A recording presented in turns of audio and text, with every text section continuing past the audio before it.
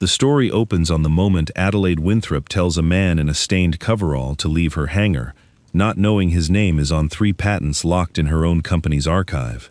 She said it without raising her voice, which was somehow worse than shouting. She said it while checking her watch, as if his presence had cost her 4 seconds she intended to recover. Behind her, an $11 million twin-engine turboprop sat with its cowling open like a chest cracked for surgery and no diagnosis. 6 credentialed mechanics standing around it with their arms crossed, and a man in a faded gray coverall standing very still at the edge of the light, looking at the engine the way other men look at something they have missed for a long time. "I don't know who let you walk in here," Winthrop said, "but this isn't a museum. Go back to whatever you were doing before you decided to wander over." Russell Chandler said nothing. He did not defend himself, did not explain, did not so much as shift his weight. He looked at the fuel control unit one more time, the way a man looks at a familiar face in a crowd he wasn't expecting to find one in, and then he turned to go, unhurried, hands loose at his sides. Barrett Kingsley, the crew's lead mechanic, allowed himself a short laugh once Russell's back was to them, the kind of laugh built entirely out of relief. Nobody in that hangar knew that the coverall walking away from them had once belonged to the man who designed the very system they'd spent 3 failed diagnostics trying to understand. Nobody knew his name was still stamped, quietly, permanently, into 3 patents sealed inside Winthrop Aerostructure's own legal archive, filed under an entity that had swallowed his old company and never bothered to ask who had written the numbers. Stay through to the end, because the 6 mechanics were not the ones who lied first. The aircraft had failed its pre-flight run-up 3 times in 4 days. 3 times, 6 men with an average of 18 years of certification between them had cleared it as airworthy, and 3 times, something in the fuel feed had hesitated on ignition, a stutter too brief for any gauge on the floor to register as anything but noise. Winthrop had a client demonstration in a week and a board that measured her worth in the punctuality of her deliveries. She did not have patience left over for a strange man in a mechanic's coverall with an unexplained 6-year gap on the temp agency's paperwork, a man who had said, quietly, that he'd like 15 minutes with the cowling open before anyone signed anything else. She had looked at him the way she looked at underperforming assets, briefly, and with her mind already elsewhere. What she did not see, because she had already stopped looking, was the left side of his chest pocket, worn thin from years of a hand resting there out of habit, holding something wrapped in a shop rag that had nothing to do with any tool she would have recognized. What she did not know was that the half-second hitch driving her circling back to the same 3 men who kept clearing the plane and getting it wrong wasn't a mechanical failure at all. Not yet, not fully. It was a symptom of something buried 2 years deep in her own company's records, something none of the 6 men standing in that hangar had any reason to suspect, and something the man she'd just ordered out the door was, at that moment, the only person on the airfield capable of finding. Long before any of that, the morning had started the way it always did, in a small rented house at the edge of Cascade Regional's access road, with 2 knocks on a door, never 3, and a girl's voice answering before the second one had finished landing.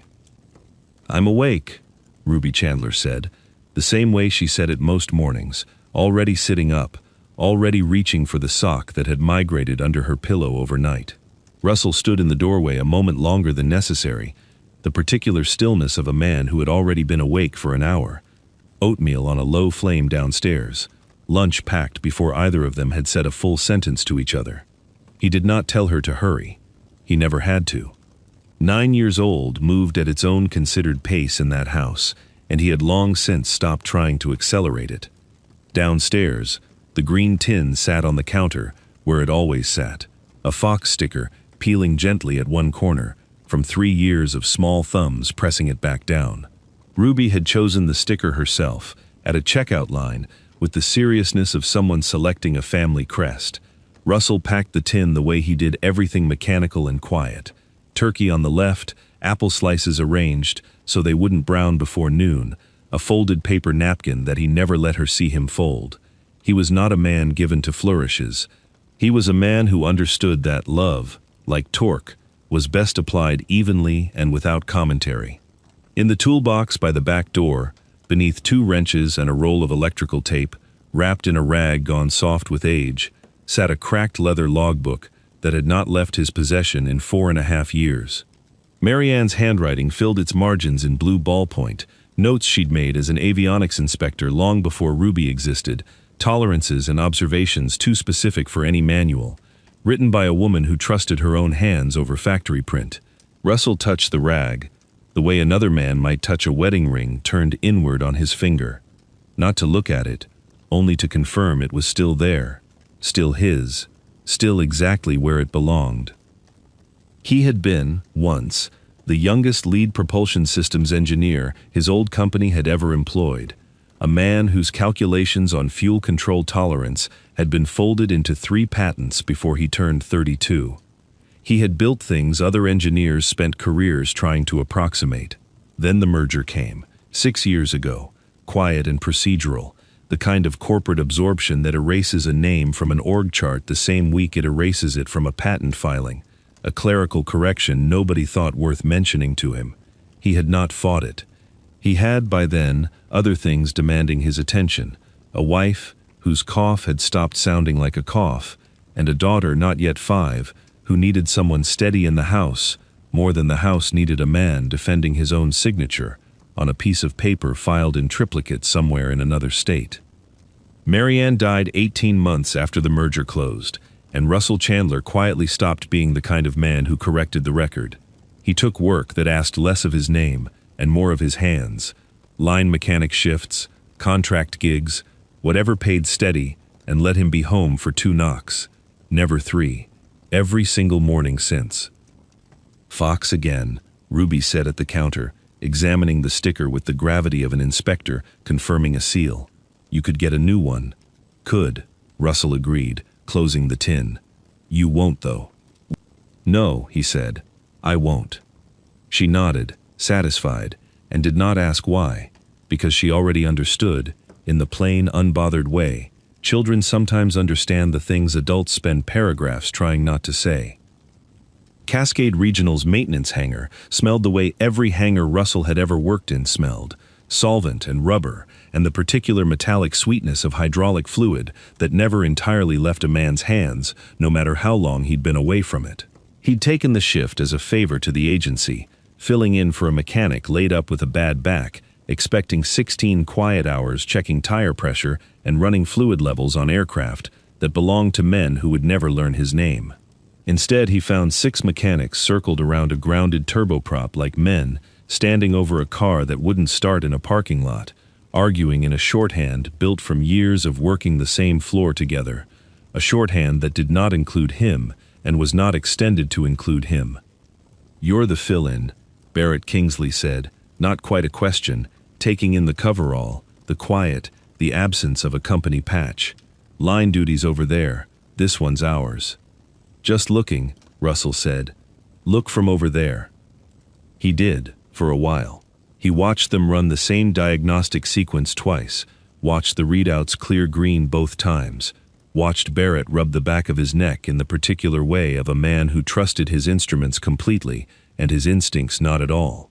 Russell noticed things without meaning to, the slight hesitation in the technician's hand before the ignition sequence, as though some part of him already doubted the number he was about to read aloud. Nobody asked Russell what he thought.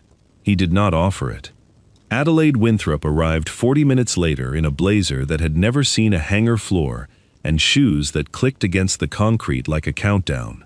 She had a client demonstration in 6 days and a board that treated schedule slippage as a referendum on her competence, and she moved through her own hangar the way she moved through everything else she owned, fast, assessing, already 3 sentences ahead of whoever she was speaking to. Tell me it's cleared, she said to Barrett, not breaking stride. Cleared twice. 3rd run's queued. And the hesitation. Instrumentation says it's clean, Miss Winthrop. Could be a sensor artifact. Could be nothing. It's not nothing if it happens on the demonstration flight. She finally stopped, turned, and it was only then that her eyes found Russell, standing a careful distance from the aircraft with his hands loose at his sides, watching the engine the way a man watches weather rolling in. Who is this? Line fill in, Barrett said, with the flat dismissiveness of a man glad to have someone else's coverall to point at. Asked to look at the fuel control unit. Did he? Winthrop checked her watch, a habit so worn into her it had become punctuation. I have 6 mechanics and a diagnostic system that cost more than most men's houses. I don't need a 7th opinion from someone the agency sent over for oil changes. 15 minutes, Russell said. It was the first full sentence he'd offered anyone in that hangar. That's all I'm asking. I don't have 15 minutes to give a stranger for a hunch. She said it plainly, without cruelty. The way a woman says something she believes is simply efficient. This isn't a hunch business. It's a schedule business. Go back to whatever you were assigned. He did not argue. He looked at the engine once more, the particular stillness settling over him that Ruby would have recognized instantly, and he turned toward the hangar door. What none of them saw, because none of them had looked closely enough to see it, was the way his eyes had already moved past the readouts entirely and settled on the feed line itself, on a half-second hesitation in the fuel pressure that 6 calibrated instruments had measured directly through without registering, because none of those instruments had been built to question a number that looked correct on paper. He didn't leave the building. He stood near the hangar's south wall, out of the crew's immediate sight line, and he waited the way he had waited, through worse rooms than this one, through merger meetings where his name got quietly reassigned to someone else's project, through a hospital corridor where a doctor chose his words as carefully as Russell now chose his silence. Waiting, for him, had never been passive. It was its own kind of instrument, calibrated over years to catch what impatience missed. The crew ran the diagnostic a 3rd time, green across the board, same as before, and Barrett exhaled like a man setting down something heavy, already reaching for the sign-off clipboard. Russell watched the readout scroll past, on the monitor from 20 feet away, and in the last quarter second before the sequence completed, he caught it again. Not on the screen. The screen showed nothing, but in the sound, a half-second hitch in the fuel feed's pitch, so brief that a man listening for numbers would never separate it from the engine's ordinary hum. He had spent a career listening to engines the way other men listen to language, and this was a stutter in the sentence, a word that didn't belong. He didn't approach the aircraft. He found Tobias Pruitt instead, the floor manager, a heavy-set man in his 50s, leaning against a workbench with the tired patience of someone who had watched 3 failed sign-offs and understood, better than anyone in that hangar, exactly what kind of trouble a 4th one might cause. "Tobias," Russell said quietly. Pruitt turned, and something in his face shifted before Russell had said another word. Recognition, old and startled, the look of a man seeing a name he hadn't expected to hear again. "Chandler," he said, low enough that it didn't carry. "9 years. I heard you left the whole business behind." "Mostly did." Russell nodded toward the aircraft. 15 minutes, cowling open, nobody standing over my shoulder. That's all I need. Pruitt studied him a long moment. Not doubting him, Russell understood, but calculating the cost of vouching for a stranger to a woman who had just ordered that stranger out of her own hangar. "She won't like it." "She doesn't have to like it," Russell said. "She just has to be wrong about what she thinks she already knows." It wasn't a boast. It landed the way most things Russell said landed, flat and factual. A man reporting weather rather than making a claim about himself. Pruitt looked at him another moment, then at the grounded aircraft, then back, and something in 9 years of memory settled the decision before his mouth caught up to it. 15 minutes, Pruitt said. "I'll clear it with her. Don't make me regret vouching for a ghost." Russell almost smiled. He didn't say what he was thinking, which was that ghosts didn't design fuel control systems, but the thought passed through him quiet and complete, the way most of his thoughts did lately, held, considered, never spent unless spending them mattered. Winthrop granted the 15 minutes, the way a woman grants a formality she expects to cost her nothing, arms crossed, watch checked twice, before Russell had even opened the toolbox. The 5 other mechanics drifted closer despite themselves, curiosity outlasting contempt, and Barrett Kingsley stood at the edge of the group with his clipboard still in hand, unsigned. Russell didn't reach for a wrench first. He stood at the open cowling for a full minute, hands at his sides, eyes tracking the engine's housing the way a man tracks a sleeping child's breathing, waiting not to see something new, but to confirm what he'd already heard from 20 feet away. Then, and only then, his hands moved, unhurried, exact, tracing the fuel line back from the injector toward the control unit itself, fingers reading the housing the way another man might read Braille. "Sensors clean," Barrett offered. Not quite defensive, more like a man narrating for his own comfort. "We checked it twice." "I believe you," Russell said, without looking up. "The sensor's telling the truth. It's just answering the wrong question." Nobody in the hangar understood what that meant yet. Winthrop's arms stayed crossed, but her watch stayed in her pocket now, untouched, and that, more than anything Russell had said, was the first sign that the 15 minutes might not end the way she'd assumed they would. He asked for the fuel control unit's access panel, and Pruitt handed him the tool before Barrett could object. The panel came free with a small, satisfying click, the kind of sound Russell had heard 10,000 times in another life, and beneath it sat the component itself, small enough to fit in 2 cupped hands, unremarkable to every eye in that hangar except one. 9 minutes. Nobody timed it consciously, but later, when the story got told and retold around that airfield, the number stuck, because Tobias Pruitt had glanced at his watch out of old habit and then simply forgotten to look away from Russell's hands. Russell worked without narrating himself, the way he always had, turning the component under the hangar lights, tracing a housing seam with his thumb until it caught on something that shouldn't have been there, a stamped serial number, faint, factory pressed, in a font subtly wrong for the part's supposed manufacturer. "This isn't the original unit," he said finally, setting it on the workbench with a care that made the gesture louder than any raised voice could have. "It's a substitution. Same housing profile, same mounting pattern, different internals." "That's not possible," Barrett said, but the words came out thinner than he meant them to. "That unit's in the maintenance log, 3 sign-offs." "I believe that too." Russell turned the part so the serial caught the light. "Call the manufacturer's registry. Read them this number." Winthrop didn't order anyone to do it. She simply looked at Pruitt, and Pruitt was already dialing, phone to his ear, reciting digits to someone on the other end, while 6 mechanics and a billionaire stood around a workbench in a silence that had weight to it, the particular silence of a room, realizing it had been asking the wrong question for 4 days. Pruitt lowered the phone slowly. "They say that serial was never issued, not to this aircraft, not to any aircraft. It doesn't exist in their system." Nobody laughed this time. Barrett's clipboard hung forgotten at his side, 3 sign-offs on it that suddenly meant nothing, or worse, meant something he didn't want them to mean. Winthrop stared at the part on the workbench the way a person stares at a number that has just rewritten every assumption beneath it, and for the first time since Russell had walked into her hangar, she did not check her watch at all. The registry confirmed it twice more over the next 2 days, through 2 different manufacturer representatives who used the same phrase, unprompted, never issued, as though the part had manufactured itself out of nothing and installed itself in an $11 million aircraft without a single hand touching it. But parts did not manufacture themselves, and Russell knew, standing over the maintenance log with Tobias Pruitt at 3 in the morning on the second night, that the trail had to run backward through paper before it could run forward through blame.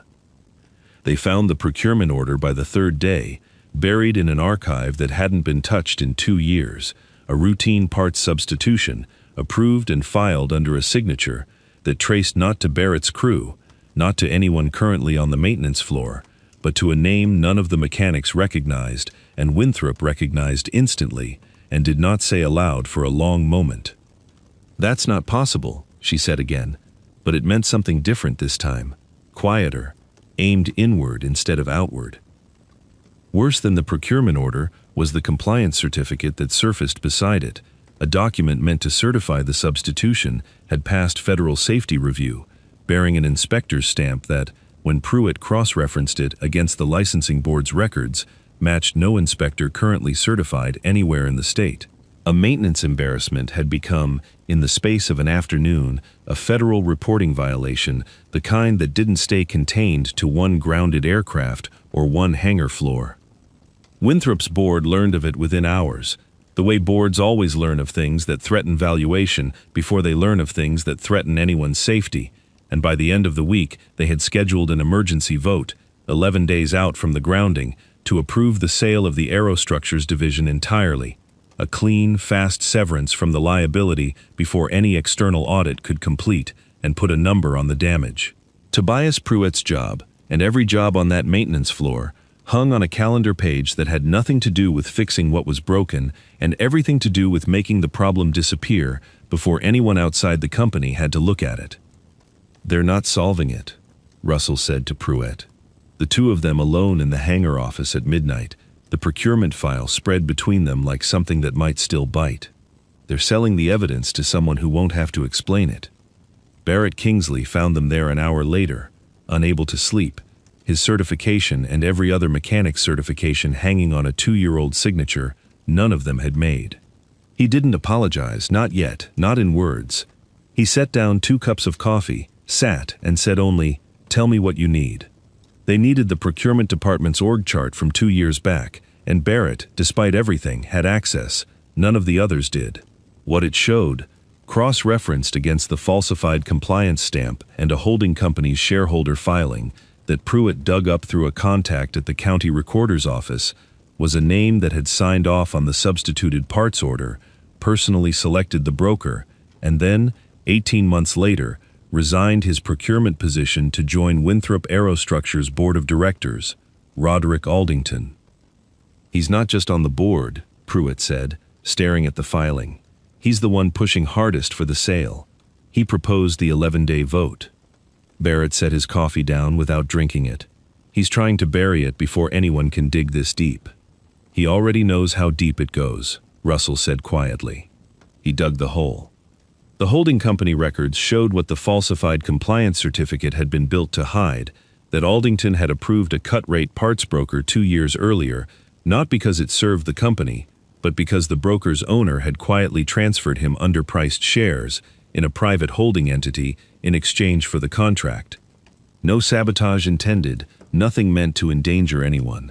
Just a man trading the truth for a stake in something worth more to him than the difference between a real part and a counterfeit one, betting that no one would ever open that particular engine closely enough to notice.